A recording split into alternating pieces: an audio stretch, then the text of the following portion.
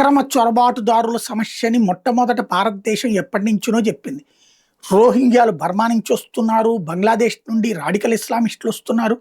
ఉద్యోగం కోసం అంటున్నారు, ఉపాధి కోసం అంటున్నారు. కానీ ఇక్కడున్న సంస్కృతి మీద దాడి చేస్తున్నారు. ఇక్కడ భద్రతకి సమస్యగా మారుతున్నారు.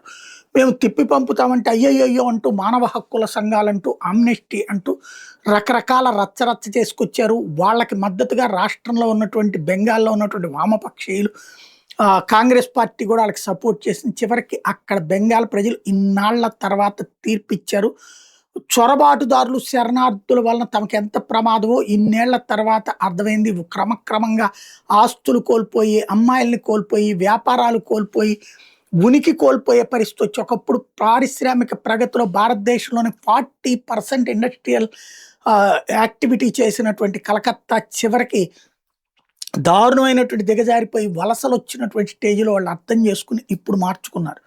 బట్ ప్రపంచవ్యాప్తంగా మార్పులు ఇప్పుడిప్పుడే ప్రారంభమవుతున్నాయి. ఇటలీలో తిరుగుబాటుతో వచ్చినటువంటి జార్జియా మెలోని ప్రభుత్వం, అమెరికాలో వచ్చినటువంటి ప్రభుత్వం చూసాం. ఇప్పుడు తాజాగా కళ్ళ ఎదురుగుండా స్పెయిన్లో చొరబాటుదారులను చూస్తున్నాం. తాజాగా మరొక తిరుగుబాటు జరుగుతుంది. నెదర్లాండ్స్లో తిరుగుబాటు, ప్రజలు తిరగబడుతున్నారు. జర్మనీలో ప్రజలు తిరగబడుతున్నారు. చొరబాటుదారులు అనేటటువంటి వాళ్ళు వేరే దేశాల నుంచి వచ్చినటువంటి వాళ్ళు 10 మంది వస్తే అన్నం పెట్టాలి, కానీ వేలాది మందిగా వచ్చేసి మన దేశ సంస్కృతిని నాశనం చేస్తుంటే మేమెట్లా ఒప్పుకుంటామంటూ ఇప్పుడు డచ్లో గొడవ నడుస్తోంది.